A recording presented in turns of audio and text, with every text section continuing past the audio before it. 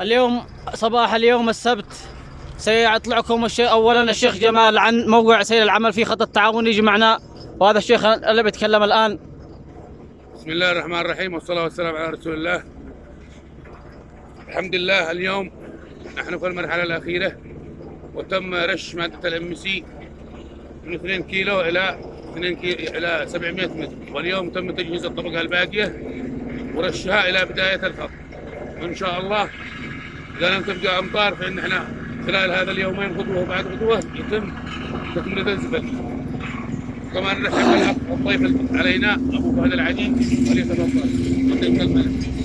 اولا الشيخ جمال واخواني اهل الركوع على هذا المشروع الجبار، نشكر كل من تطوع، فاعل خير ونقول مفاعلين الخير ان ما زال المشروع محتاج الى دعم لاكماله.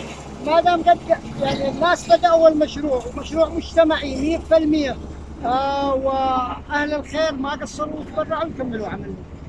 وصراحة نرفع القبعة لأخواننا أصحاب الأقياد في الدرجة الأولى، وتحياتي لكم وجميع اللجنة، نشكركم على هذا العمل الجبار. بارك الله في جهدكم، شكرا لك، شرفنا على زيارتك اليوم، الله يحفظك. وشكرا للشيخ جمال.